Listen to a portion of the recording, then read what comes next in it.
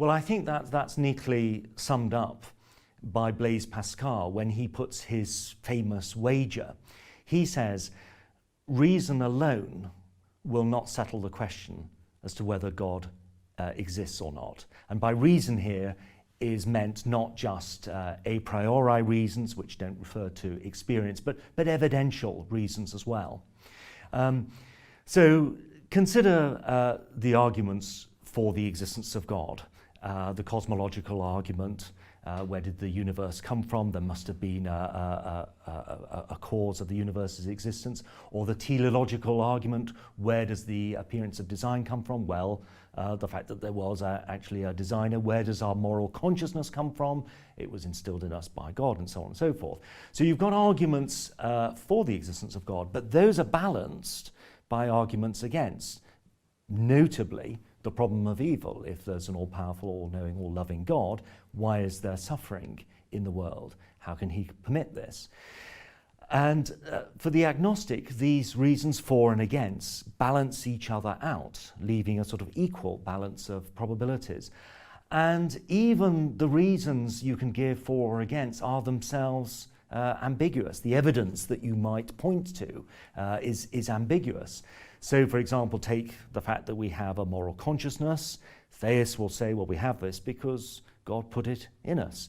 But then there's an evolutionary story to tell about the origin of moral consciousness. It was a survival tactic, in a way. Creatures that developed a moral consciousness had more stable societies, which tended to survive, and their inhabitants tended to pass on their genes, and so on and so forth. So just pointing to a moral consciousness isn't enough to settle the argument in favour of God. The evidence is ambiguous. Similarly with suffering. Yes, there is suffering. There is on the face of it a problem for theism here, but then theism has various theodicies, that is, possible explanations for why God would permit suffering. So the agnostic is someone who sees the ambiguity of the evidence, both for and against the existence of God. Now, one objection to agnosticism is that if we're going to be agnostic about God, then we better be agnostic about pixies and elves and goblins and ghosts and witches and all that kind of thing. And most of us don't particularly want to be agnostic about those things. But agnosticism isn't just the position that we don't know for certain whether or not God exists. Even theists will be reluctant to say, most of them, that they know for certain.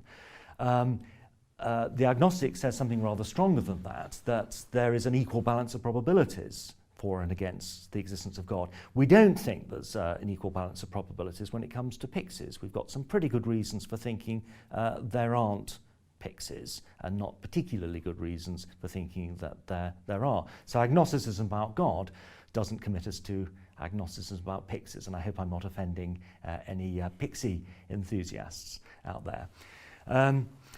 All right, supposing we've arrived at agnosticism. Now we face a challenge. What do you say about religion? What should your attitude towards religion be? Should you have nothing to do with it? Should you just simply not engage with it because the balance is both for and against the existence of God?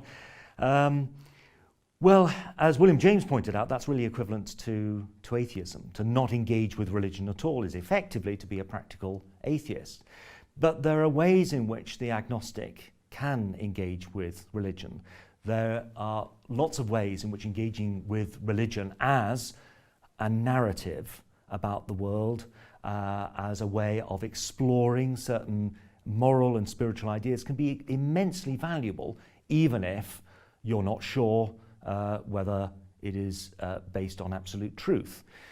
So here the agnostic might point to the immense importance that literature, fiction, art and so on has on our emotional and I think our spiritual lives as well. Contemplating a great work of art, now it might be a painting, perhaps it might be a painting of Christ suffering on the cross, for example, or it might be a great work of literature. that engages our emotions, and this is a very common, recognized phenomenon. We feel joy and sadness, perhaps even grief, when we engage with fiction. And these emotions can be harnessed in positive ways, ways of getting us to reflect on the way we're living our lives, and perhaps even change the way we live those lives. All that is available to an agnostic who will freely admit that they simply don't know whether these narratives, these images are based on truth or not.